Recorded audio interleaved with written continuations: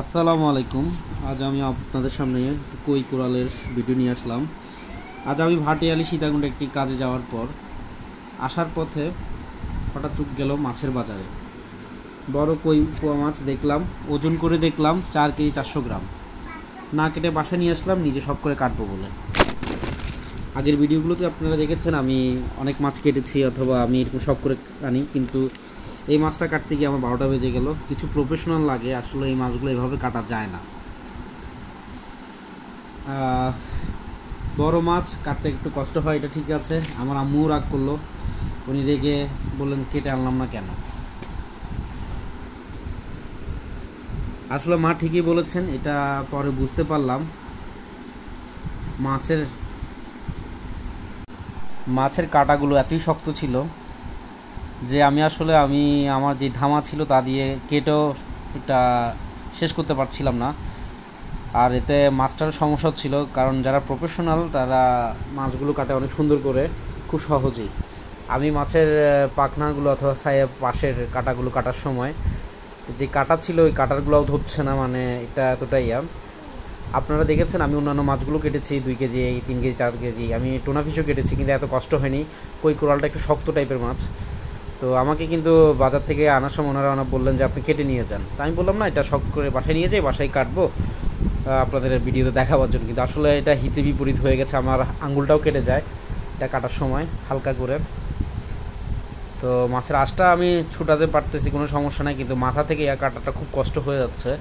আমি 2-3টা ছুরি ইউজ করি, প্রফেশনালরা একটা ছুরি ইউজ করলেই হয়ে যায়। আর মাছটা একটু কাটা ছাড়াতে আমার সমস্যা হয়ে যাচ্ছে সাইজগুলো নিয়ে। আর অন্যান্য মাছের মতো এটার ভিতরে কিন্তু ওই ধরনের একটা ফুসকা অথবা যেটা থাকে ওইটা না, এটা এক ধরনের একটা বড় টাইপের চর্বি জাতীয় একটা প্যাটের থলি বলে, থলিটা ছিল, যাতে ওইটা কাটা না যায়। এমনি আমি প্রফেশনাল না মাছ ব্যাপারে এত নেই, কিন্তু মাছ এভাবে ধরে এনে কেটে রান্না করতে আমার খুব ভালো লাগে। কিন্তু আমি জানি যে কোরালের মধ্যে কিছু কোরাল আছে যেগুলো সমুদ্রে মাঝে মধ্যে ধরা হয়, যেগুলোর ওজন 20-30 কেজি হয়, অনেক টাকা বিক্রি করা হয়। এগুলো ডাক্তারের কিছু সরঞ্জাম হিসাবে তাদের এই নাড়ি ভুঁড়িগুলো নিয়ে থাকে। তো এগুলো ছোটো জাতের কোরালগুলো, যেগুলো 4-5 কেজি আমরা যেগুলো সচরাচর দেখি। তো এই কই কোরালটা আপনারা জানেন 4 কেজি 400 গ্রামের মতো পড়েছে। তো আমি ভাটিয়ারি থেকে আমি নিয়ে আসার পর জিনিসটা বাসায় কাটবো বলে এত শখ করে আনলাম, কিন্তু আসলে আমি যেভাবে চিন্তা করে এনেছি ওই চিন্তাটার ফলপ্রসূ হয়নি। আপনারা দেখছেন আমি কোনো রকম করে এটা কাটছি যাতে কাটাটা শেষ হয়। পরে দেখলাম আসলে জিনিসটা খুব নষ্ট হয়ে যায়।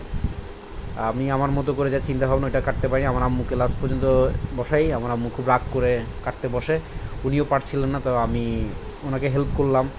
কারণ মাছের টুকরার কাটার মাঝখানেগুলো দা দিয়ে কাটা যাচ্ছে না, ধামা দিয়েও অনেক কষ্টে কাটতে হচ্ছে আমাকে। শেষ পর্যন্ত মাছ মোটামুটি কাটা হলো, কিন্তু মাছের টুকরোগুলো সুন্দর হয়নি, যেগুলো বাজার থেকে করে আনলে আমরা খুব সুন্দর পেতাম। তো আমাদের কাটা অনেকটা শেষের দিকে।